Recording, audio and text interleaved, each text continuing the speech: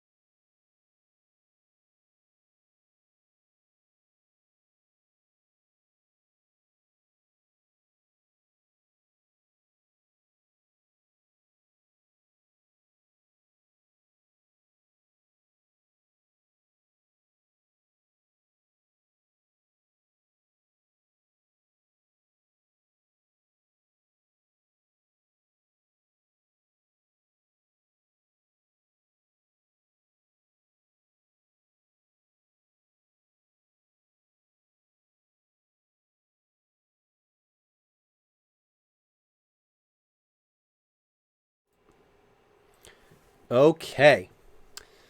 Takaru went and the classic unplug it, plug it back in, and we are back in business. So hopefully everyone also took a moment to stretch.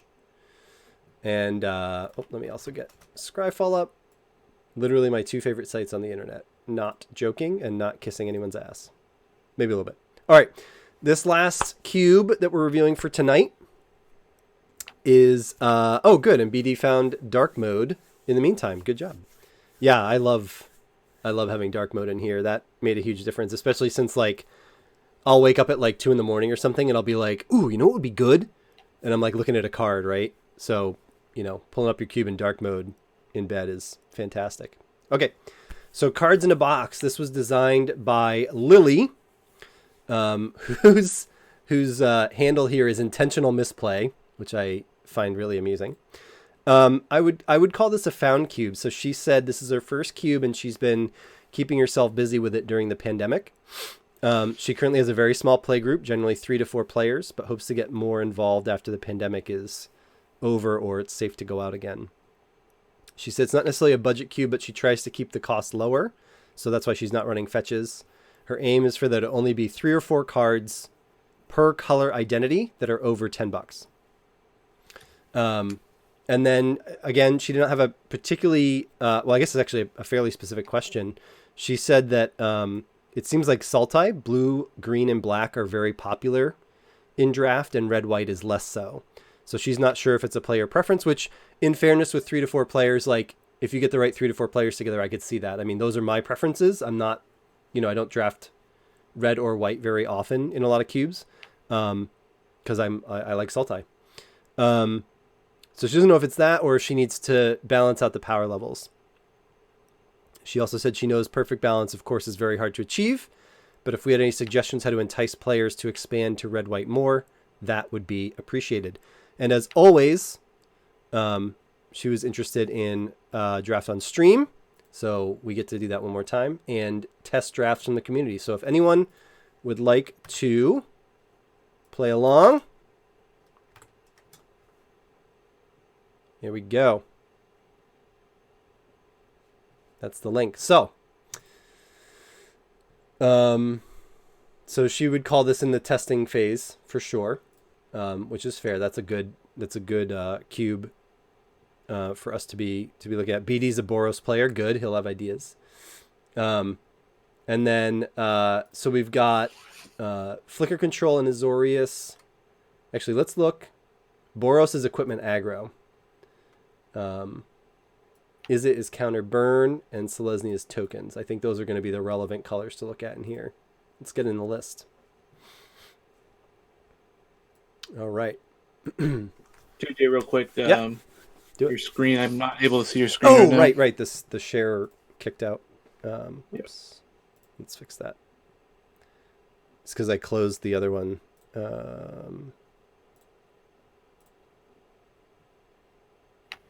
How's that? There we go. Perfect. Good to go.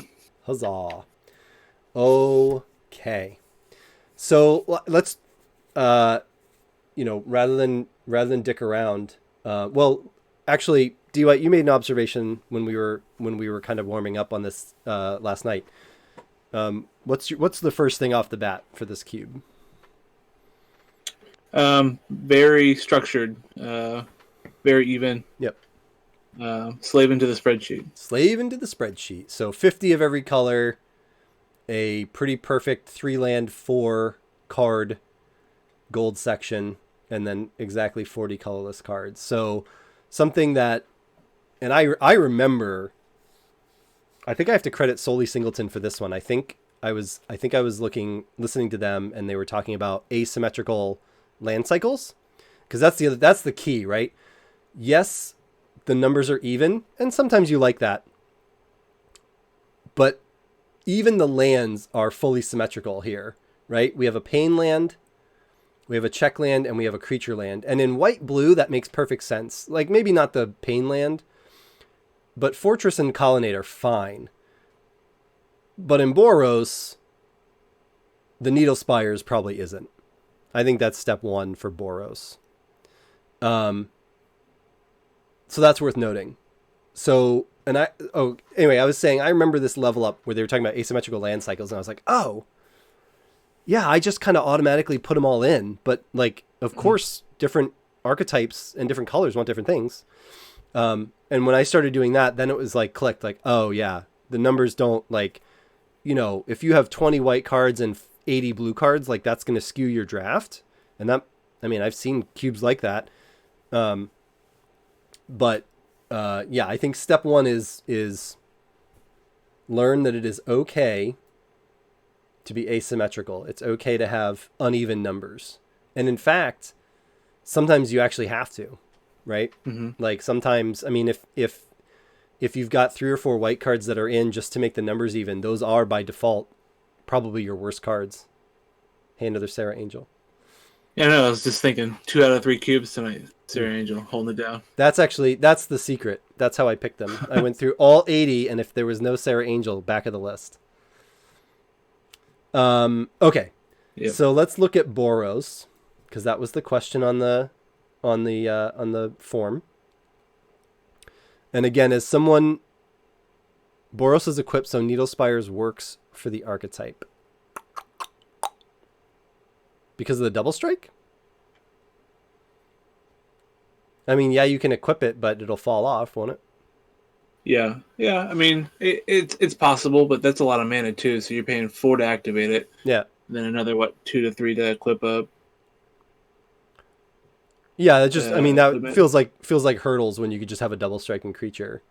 Even so, things like Wandering Fumarole and Stirring Wildwood are not. They're not great creature lands. They're not great. There's 2 very good creature lands and 2 maybe 3 that are possibly good depending on your cube. I run all 10, so I have a lot of hours with creature lands on the board. I would not. Yeah, this is I would not run. Example where a fast land would probably be a better replacement. Yeah, Inspiring Vantage would be great. A shock land if you have it, if that's not too outside the cost. I think the red ones are usually a little cheaper on shock lands in general. So that's one place to start. So then it's you think the cube wants one of the Boros double strikers since there are auras and equipment. I agree. So, and BD in particular, just since you said you're a Boros player, what's your feeling on this? It's new, right? The Zendikar Rising Akiri creature. When you attack a player with one or more equipped creatures, you draw a card. That seems strong if you have the equipment. Unattaching the equipment to make something indestructible seems like it's probably not. Like, you want your equipment to be on like cheap double strikers and stuff, right? Like that's the shtick. You're not going to put an equipment on your like 8/8 or whatever. So like protecting something that seems more commandery to me. Like I would think with equipment, your creatures are Akiri's fine since it protects things. Red white has options that help with equip like Akiri and Zirda. Zirda's an interesting. Yeah, that's great. Yeah, it's a great. I never even thought about Zirda for equipment, but yeah, it's a good call out. But there's not much to protect. Yeah, that's kind of what I was thinking. BD is you're not other than Akiri itself. You're not like you don't have a lot of valuable. I mean, Aurelia maybe because that's a strong card. I think Aurelia is fine in here. I think that's just a good Boros card. Yeah, since you want to suit up small things. That's kind of what I was thinking. Tajik seems fine in aggro. And then Sunforger also seems like it might be on the weak side. Or the expensive side. +4/+0 is strong. And being able to detach it and cast a 4-drop for free is certainly a thing. But you're looking at 8 total mana just to do that once. And then you have to re-equip it or whatever. So like, maybe Sunforger's fine in a combo-y sense, but it's not, because it's that equipment aggro, right? Am I remembering that right? Equipment aggro? So maybe that's the issue is we're getting pulled in 2 directions. Right? We're seeing some of these small folks that we want to suit up. Live the dream of unequipping Sunforger to counter a spell? Right? Right? I mean, that's an achievement right there.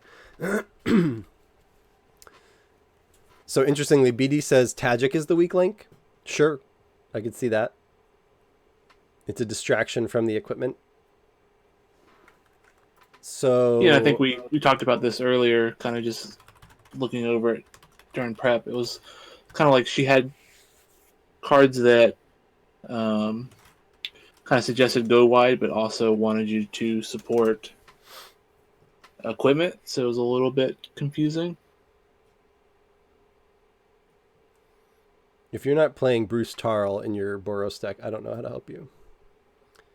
I assume Swiftblade is an example of what you have the mentor from Aurelia. That's fair. Yep. I mean, I've never been a big fan of Tajik, so you don't have to talk me into cutting that. But I assume when you said the Boros double strikers, it was stuff like the Swiftblade that you were referring to.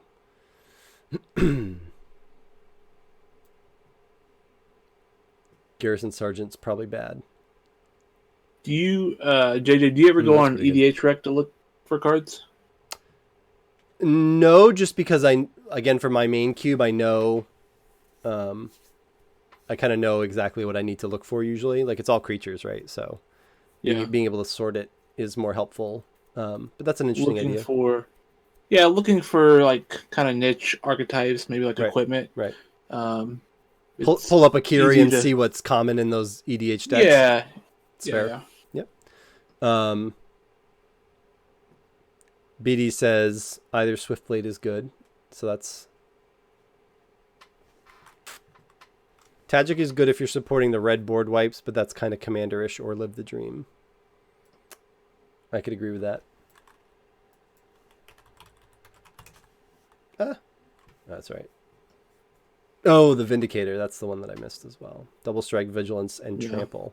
That would be it. That seems... the first swap out. Yeah. This Swiftblade Vindicator seems like this is way better than Tajik for an equipment deck. Because even if you just throw... And let's also remember, folks, let's take a look at this. Let's take a look at this before we get too crazy. Like, we've got Bone Splitter. We've got Lightning Greaves. We've got Grafted War Gear. It's not bad equipment. For sure. And, like, imagine dropping a Swiftblade and then suiting it up with a Grafted War Gear next turn, right? And that curves perfectly. So from 2 to 3, and then you've got a 4/3 Double Strike, Vigilance, Trample. Like, holy shit. And, like, you're going to do that over Tajik? Or Tajik over that? Right? I mean, at least he has haste. Dorn. But all he's going to do is... Yeah, Dorn Pouncer is a good one. You know the power level the cube's at. That's why you're not necessarily gunning for Vindicator. Well, yeah, I just mean to say, like, let's just clarify that if you really... I mean... They're aiming for more power in red-white or more people drafting it. So, like, I think seeing a Vindicator and a Grafted War Gear in the same cube, you know, tells you where that power is. Heirloom Blade could be pretty sweet.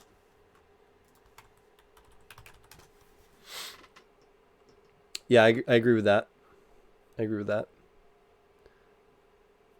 Yeah, and she's got Maul in here too. I think Tajik and Sunforger can both come out if you want to stick with the equipment aggro side. And maybe in that order. Maybe Sunforger's fine as an option for jankier stuff. Heirloom Blade is Poggers. I think that's the first time someone says Poggers in my stream. Does that mean I'm making it? I think that means I'm making it. For anyone who doesn't know it, similarly, 3 mana and 1 mana equip cost, which is pretty fine, pretty good. +3/+1. And when it dies, you reveal cards, and so you reveal a creature. It says a creature type with it. And it goes into your hand. And the rest go on the bottom. And like looking at types, it's pretty likely that, you know, in red white you can very easily have a bunch of humans, so you're just going to be drawing a bunch of humans in there. The other white equipment are also very solid. Do you mean the sword, Ancestral Blade? I think that's probably what we're referring to. And goblins too. Yes, thank you, Nate. Agreed that goblins is going to be the other one, right? So slightly less of them, but still in there. And good ones, right? You can even do cute shit like put it on the firebrand, swing, sack it, whatever. Abel was just going to say Ancestral Blade, so there's another good suggestion. Ancestral Blade is a good equipment. I agree. The nice thing is it just comes down as a 2-mana 2/2, and then you can just swap it over to something stronger as you play better creatures or later creatures or whatever, right? It's a less broken Batter Skull variant. I agree with that. Okay. And then, yeah, there's definitely support in red for a little bit of tokeny stuff. Not like a lot, but there's some. We've got a full on fling thud active treason combo there. So Simpsoning did a draft. Snap impression after drafting is that the cube is quite good. All right, that's a great start. Definitely had to make a lot of decisions, lots of picks that you were happy with, but had multiple viable options. I like that. Too bad Ember Cleave is over $10. That's fair. Still? Is it rotated yet? No, because Throne's still in. I mean, there's some that are a little over. 11. It's 11. Yeah. So she kind did of just bring up budget while you're talking about it. I know there's a lot of people that will make the rule is they don't buy anything until after it rotates, which is pretty smart for you trying to be budget minded. Yep. So you'll see a pretty good drop off after stuff rotates. Yeah, especially Ember Cleave. So that's all the rage right now, but it'll go down in popularity.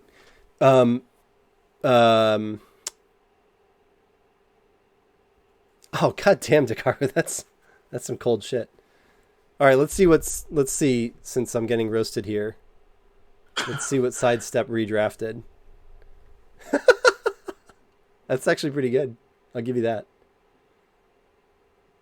Grabbed the Judith and then drafted it correctly. That's fair. I see a lot of similar picks in here. Just I did not have control of the mouse, so yeah. I like to be adventurous. I don't.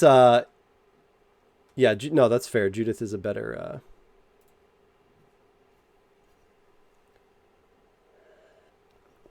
Ambrose drafted Boros in this 4 days ago in this particular cube. Interesting.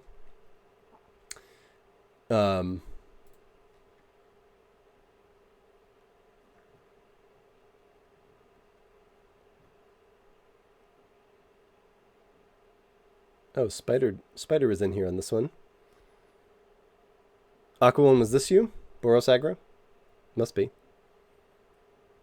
Going by different names, sneaking around. I like it. Been known to do that. Okay.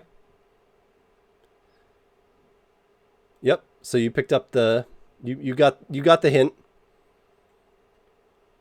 So but honestly, if that Tajik was a 2-drop double striker, would that make you even happier? I think would be my question. My guess would be yes. Yeah, see, they've even got some. She's even got some strong stuff like the Stoneforge Mystic, you know. So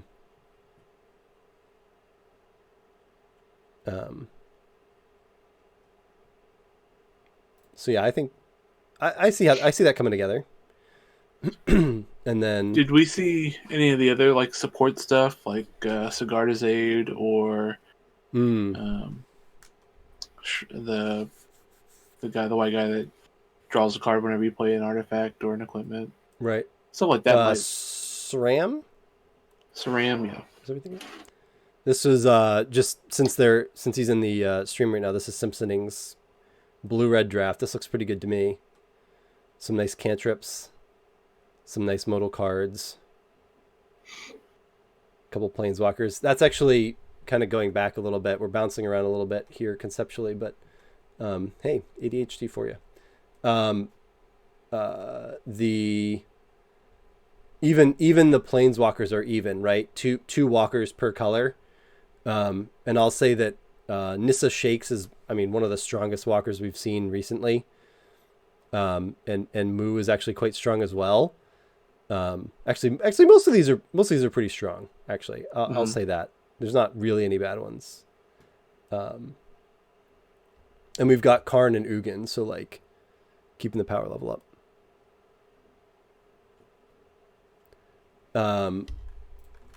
So no, I don't think.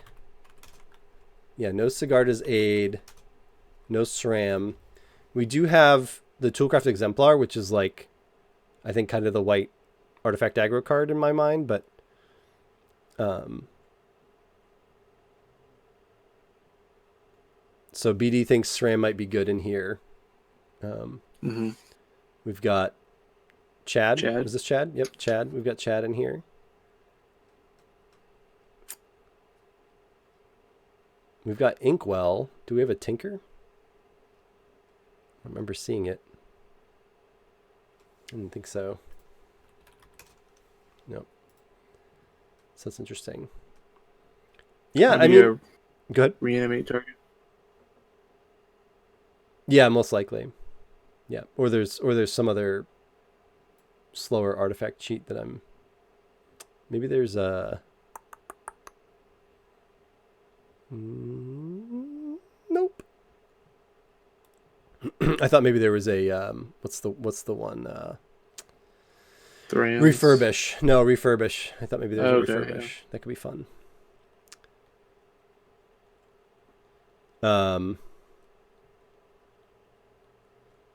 BD thinks it's interesting that black has more 1-drops than red or white. That's fair.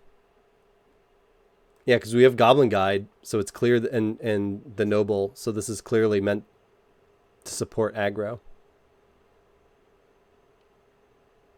Now, I also think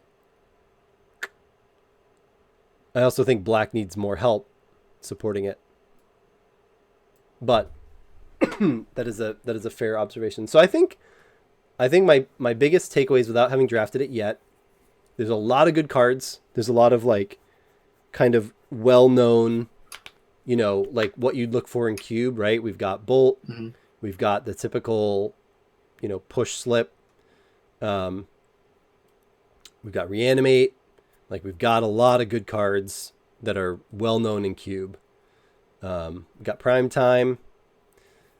And it makes sense, like looking through it, like I can see the pull towards the Sultai colors or even something like blue-white or blue-red over white-red. Dex says black 1-drops are very defensive. If black aggro is supposed to be supported, which you're not sure that's what they're going for, more cursive 1-drops would be great. Yeah, I agree. I think it's confusing. That's what I'll say. I think it's confusing. Right?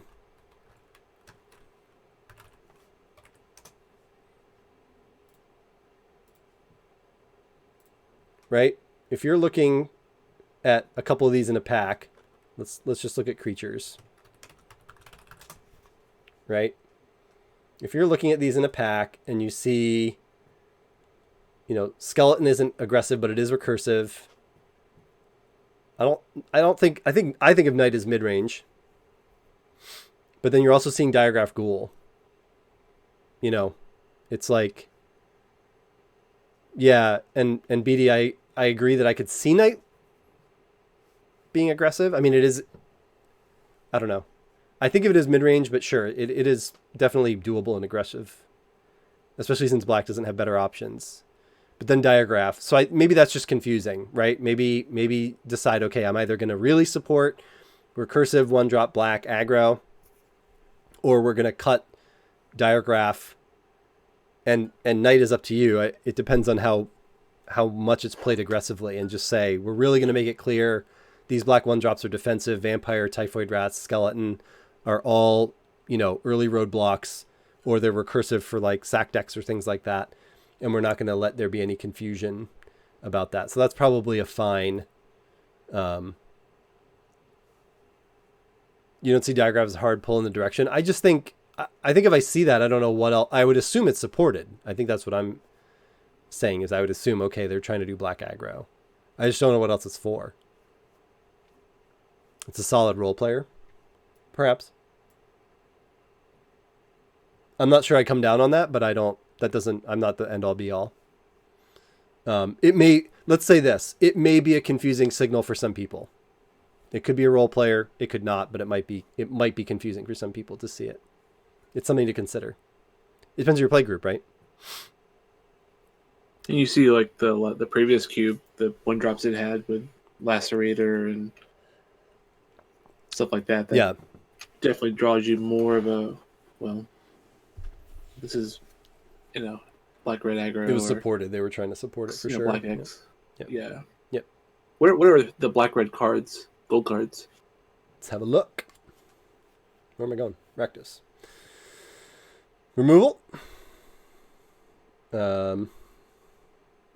Sack effects. Yeah. Krats. So it looks like black red's more aristocrat-y, so very, very, yeah.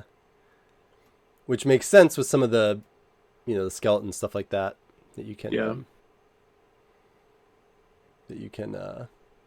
recur. I love the treatment on these cards. I'm super curious how Null Priest plays for people. That looks like a really fun card. I love the modality. And the Menace lifelink means it can actually smack some face, gain you some life. So it fits if you have a life gain theme. It's a roadblock. You could just trade for a 3/2, gain a couple life. And then you've got the option to make it a big expensive reanimate. Really cool card.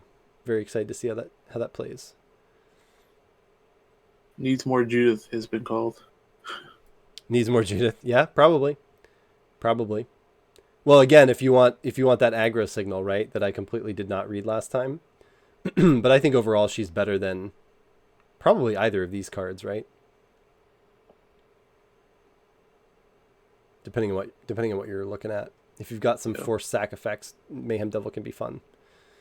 So this looks like this looks like a well-rounded, strong cube. Lots of good archetypes. I think just, there's some tightening up that we can do. But overall, I think tighten up the Boros gold section and, consider a couple things that maybe are a little out of place or maybe they're not. I mean, again, if your play group knows what Diagraph Ghoul's for and you're just like, yep, it's just a little roadblock and people are happy playing it, that's fine. You don't have to worry about what we think.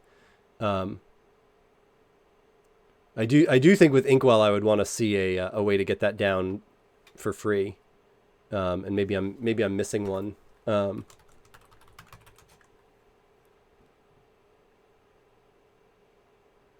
Right? I'm not like yeah. So I would want to see a way I would want to see a way to get that down for free. I guess it's a fine reanimate target as well. It's just with an artifact. There's a couple fun things you can do. You can tinker it, refurbish it, stuff like that. Maybe it's a fine reanimate target. We do have a couple ways to get stuff back. We saw the creature. We've got actual reanimate. So Liliana, Death's Majesty, and Whisper. Yep.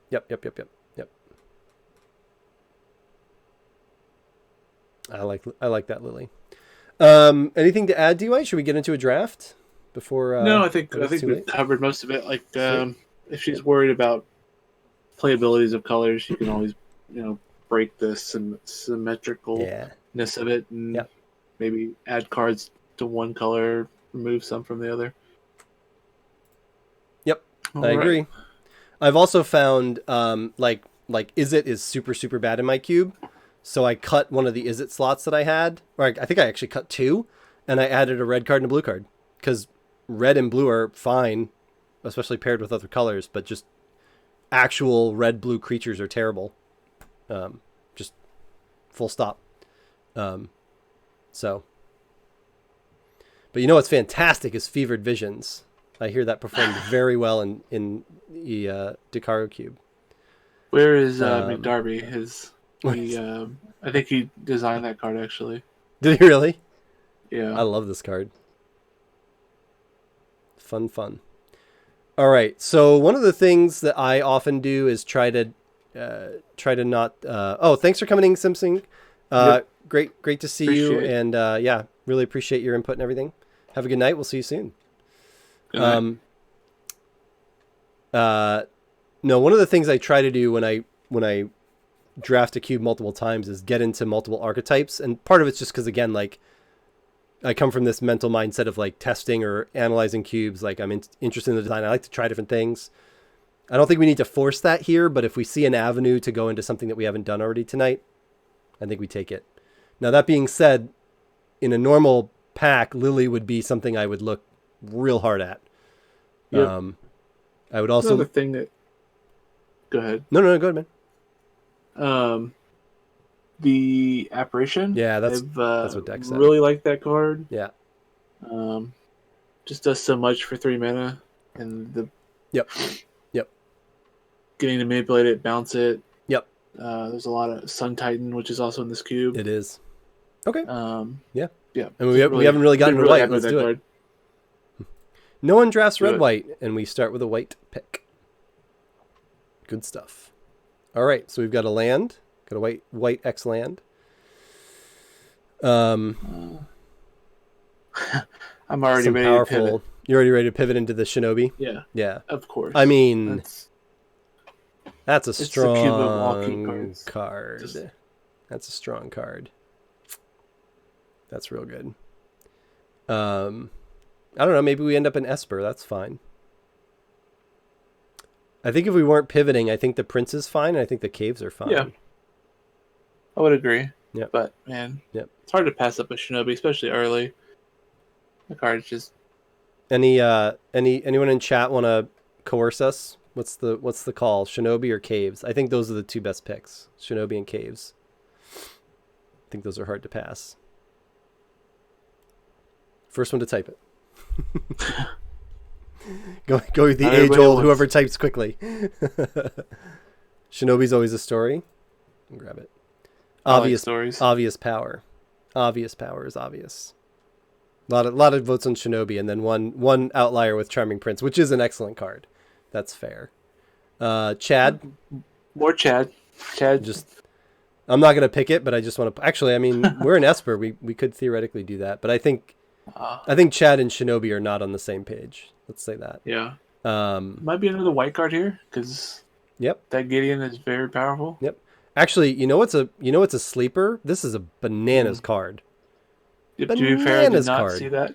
Did not see that at first. Like, yes, awesome. Holy moly.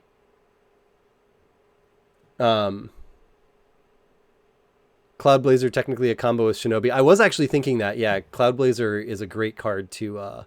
If Cloudblazer was 4, I would see that as a better ninjutsu target. Gideon's solid. You could always ninjutsu your Gideon.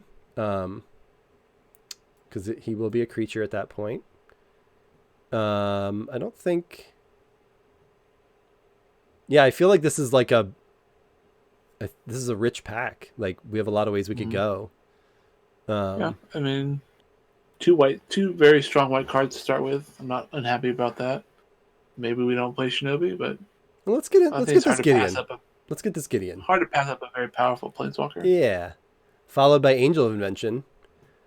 I don't know. Maybe the playgroup is not drafting white because the playgroup is not drafting white, because Apparition into Gideon into Angel is like got my attention, you know? Yeah. Like, yeah. And there's other good cards here. I mean, Null Priest is great. Deadweight's good removal. Aristocrat is Aristocrat. Like, but AOI is some jam. Yeah, I like that card. Dakar likes the Null Priest better? I don't know. I just think Angel does a lot of work.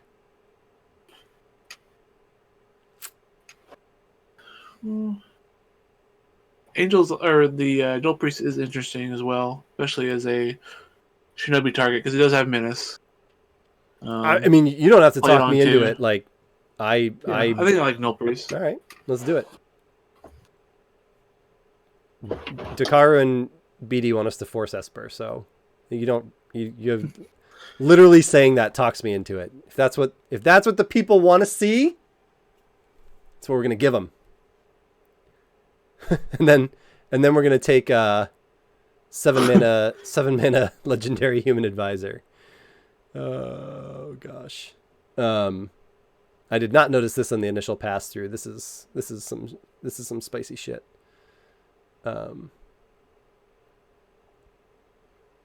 Now this is the kind of card that I think is pretty. This pack does suck, but this is an interesting card because I think really this is just a tap land like 99% of the time, and maybe once in a while you're just gonna cast it. I don't know. Yeah, there's really not much else in this pack. I think it's fine as a hedge. Takaro. It's always going to be a land if it's worse. And just to be clear, Takaro, I do love to play overpriced creatures. I do love to play that. This one's just not going to be relevant. Yeah. Not in this cube. Screw the Waste could actually be very good as well. Yeah, I mean, there's nothing good in here. I'll take that. There's nothing good. Okay, now we can force some Esper. Brago's pretty legit. Father. Blink the apparition. Yep. Blink your Gideon. It's also Omen Speaker. It's a good 2-drop to return with Shinobi. Solid. Yeah, I mean, I think Omen Speaker is the more disciplined pick. Brago might be a little memeish. Brago might table as well, being a gold card. Yeah. Yep. Hard to pass up some 2-drops. Yep. Ooh. Midnight Reaper's always good, and Whisper is another reanimate. So like Null Priest Whisper meming. The reanimating clerics could be a thing. This does like 1,000 fucking things. Yeah, I really like that card too. It's just another powerful 2-drop. The Shade? Yeah. I mean, it's a 3/1. Oh, you can kick it for counters, and then... Oh, landfall, you can play it. All right.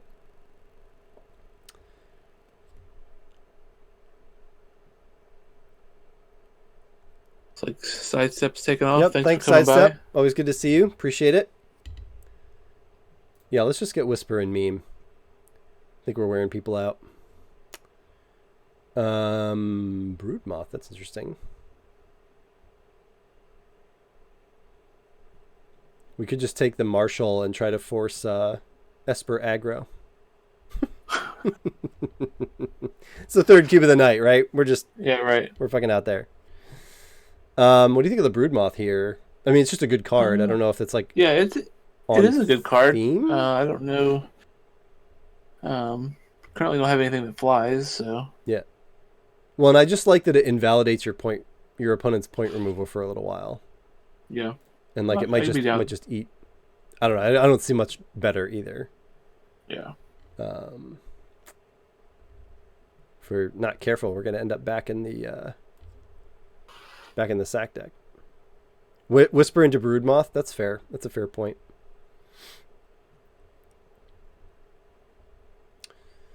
I don't know. Probably just take the 1-drop, the black 1-drop. Take the Imp. Yep. Yeah. All right, Prince wheeled for us. Yep, I think it's easy Prince. Yeah. I've already got a couple of good targets. Couple good ETBs. Yep. Cloudblazer. Yep. I think that's fine. Yep. Mm-hmm. Okay. Probably just the removal, right? Yeah. Yeah. And nothing here for us. Ambrose said they forced Teamer And they noticed that there was only Land War at 1, but there's 6 dorks at 2, I think. Am I reading that right? Let me see. Lack of green 1-drop dorks slows it down. So turn 1 dork, turn 2, 3, drop is lost. Yeah, that's a fair point. I'll pull the... Ambrose, that's a good point. I'll pull the list back up after and look at that real quick. Yeah, we're forcing Esper, so it doesn't really matter. And Salvager's fine. I don't think we're playing that in a Kiri Wield. Ooh! Oh boy. That's some stuff. Yep. That's some. I think that's it's probably some gonna be the land. big black drop. Love Probably that. the Love that land. worm though. Worm did some work for me in the Core cube. Yeah, that was a fun fucking draft. Slip, right? I mean, there's basically nothing else. Yeah. And that's probably fine. I don't know how many X ones there are, but there's tokens, so. Are we an Elspeth deck? I don't think we're a ritual deck, right?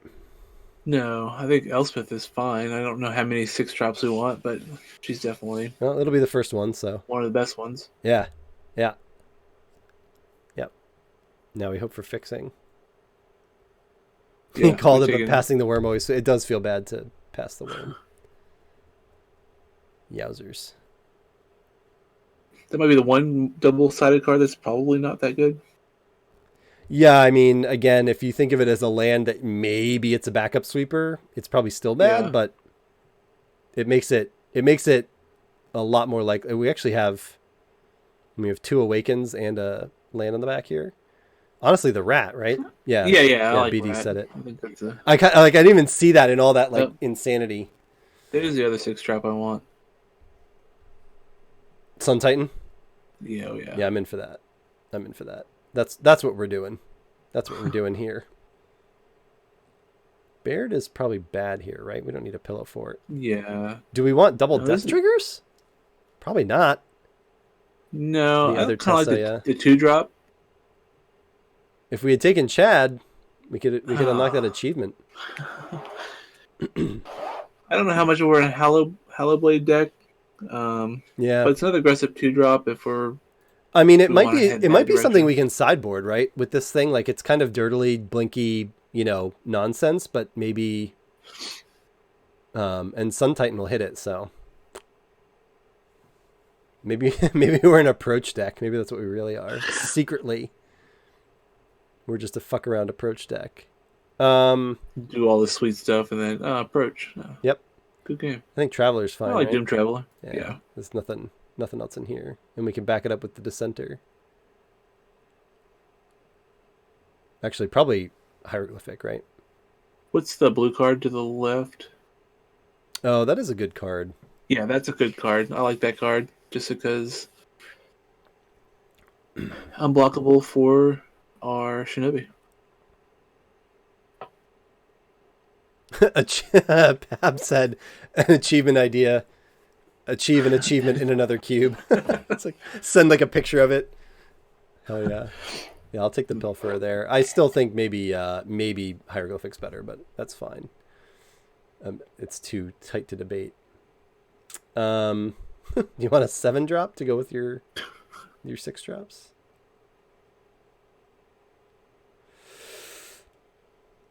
On Sarah's Wings, another good card for that red-white guy. Yeah, I'll grab it because striker. I don't know what else to. If it's a real draft, I'd probably hate on Arasta. Yeah, I don't know that. Yeah, more Orin equipment. Yeah, it's supported. I think people just don't.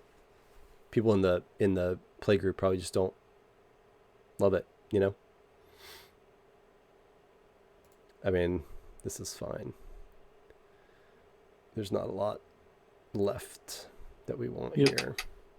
So I'll just grab Knight of Metagrain. I haven't seen that card in a while. Right.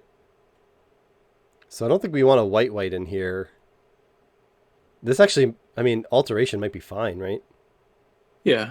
Like, it's not blank, but it's close. All right. And you can bring it back with Sun Titan. Right.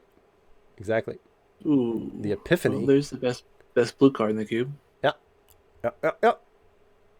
And a Gear Hulk. That's a good one. That thing is strong. Yeah. And that's another good blink copy target. Dang. It's a good cube. But it's Epiphany, right? Do we want one more 6-drop? I mean, we have to, I guess. We can cut one of the other ones for that. Right, yeah. Yeah, fair. Strix. The whitelist. Oh, Strix and Taker? God damn. Yeah. And Sarah Angel? He memed?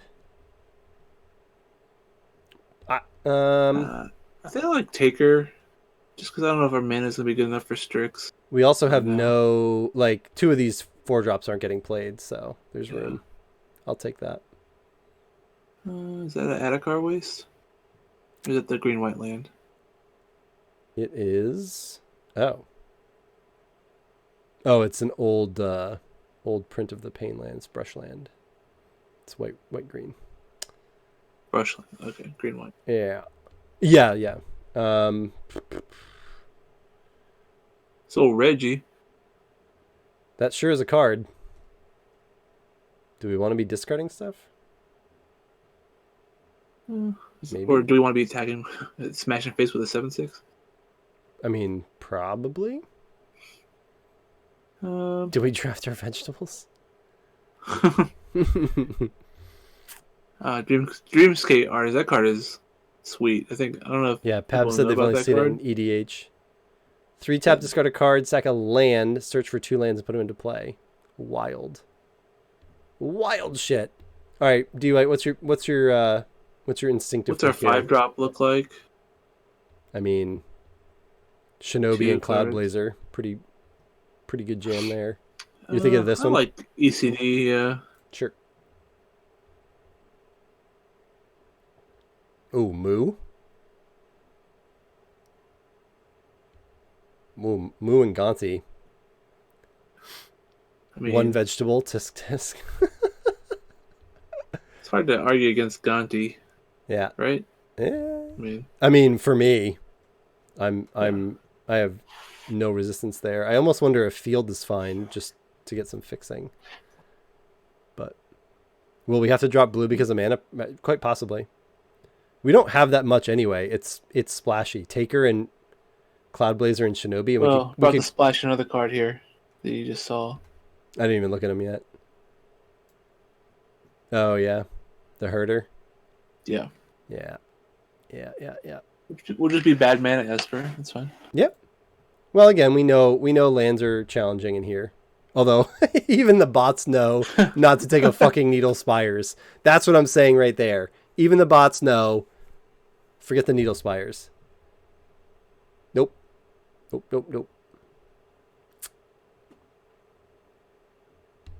I mean, maybe the Knight's okay in here. We're not going to be like... I like the Council's Judgment. Yeah, our mana's going to be tough, but again, maybe we're just pretending it won't be. Maybe we end up cutting it. I'd say maybe we cut the white, but oof. No. Like maybe a white-black splash blue. Yeah. Like Omen Speaker and Pilferer are not necessary. No. And maybe Soul Herder, Taker, and Shinobi are fine, you know? I don't know. Take the Eliminate here. We will not take a colorless land. Could take the Misleading Ghoul. Sure. Yeah, there's nothing in this pack we're going to play. Sentient Bots don't mess with Boros. Ooh. Apparently not. The FTK. Momentary Blink's good. Oh yeah, I like that. Yep. That's fine on the front as white. Mm-hmm. I mean, I can see boarding in a D-Spark, yeah. Yep. Admonition Angel. Or what? Angel of Condemnation. Yeah, it's some more white, but sure. Yep. White, black, blue splash for Soul Herder, Hostage Taker, and Shinobi. I agree, Ambrose. Pretty solidly. I'm pretty much right there. Yep. Or nothing. Yeah.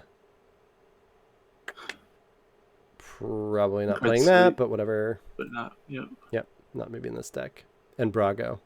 Yeah, we didn't get the Brago. Right. We didn't grab the Brago. We saw it, we did not grab it. Okay. So that looks pretty good. I mean, I agree with, I think it was Simpsoning who said it, and if not, I apologize. Whoever said they felt like they had decisions, I agree. Like, there were some tough choices in there. There were some obvious no's. Man, I wonder if is Sublime Epiphany better than all of our black cards? Right? Like blue, white, splash black. It honestly probably is, actually. Yeah. Like, well, I think that's the cool thing. So I think you can kind of build the deck how you want to build it. Like, you could play any of the two colors and splash the third if you think you can handle it with the mana. Or again, if it's a more balanced draft and you picked up 2-3 lands, you know, I think that gives you an opportunity to like play it the way you want to play it, and it feels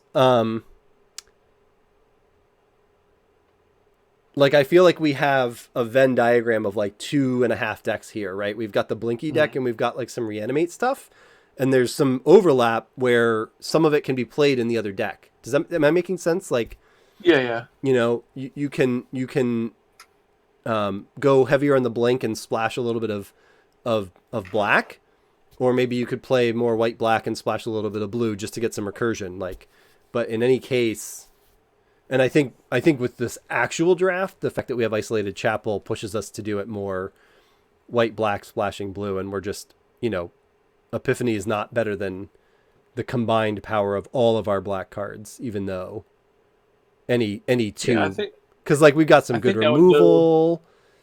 You know, we got a good white blue, honestly. Okay. Epiphany's just that good. All right, that's fair. That's fair. It is an excellent card. That's a fair point. But there you go. So the cube definitely seems to have some legs, but in fairness, we drafted white but not Boros.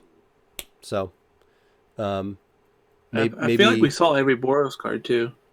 We saw quite a few. I know we saw. We drafted two of them. We drafted two of them. And we might have passed Tajik. I don't remember if we saw that, but I would believe it. We got every Azorius gold card other than Brago. That's also true. What did we take over Brago? Omen Speaker. Omen Speaker? Think so. Yeah. It's quite a cube. It's definitely a good cube. It's definitely a good cube. This was a really fun draft. I think some of the ideas that we floated, and we floated a bunch, so there's a bunch of options for oh hey, that's fun. Getting botted. I think some of the options we floated for Boros were you know, would touch it up enough that, you know, somebody eventually would see, right, Swiftblade into grafted war gear. They would live that dream, and then people would start respecting it, right? Because like once you get smacked down on turn 4, turn 3 like that, your eyes are open, and maybe people will start respecting it more. But it's just a little loose. That's all. It just needs a little tightening up. And then again, cut that Needle Spires and turn it into a. We already have the Pain land, so yeah, make it a shock or make it a fast land. Fast land. And you're off to the races. But I don't think there's anything wrong with the white and red sections. Whoops, get out of here. I think it's just the Boros, the actual red white section, that needs a little touching up. Other than that, I think it's great. Yep, I would agree. And then maybe a little direction for the black 1-drops. If seems like you're leaning heavier towards like a black red sack. So yeah. The Ghoul especially. Knight for me says mid range. It's just got, you know, Knight is what I want to play turn 1 when I know I'm going to fuck around on turn 3. You know, that's me. If that pulls people into aggro or misleading, then we either need to support it more, or I would cut the Ghoul. Again, unless the play group just sees that as like a fine roadblock or a sack outlet or something. I don't know. Maybe people fling it all the time, but And yeah, as Tall Phil said, like, you know, some people will see the knight as aggro. Absolutely. I don't think that's wrong. I'm just saying for me, that's how I look at it. And in fairness, it does keep getting bigger. You know, it's hard to remove, and the threat of activation is real. So it is a good aggro card. All right, let's do a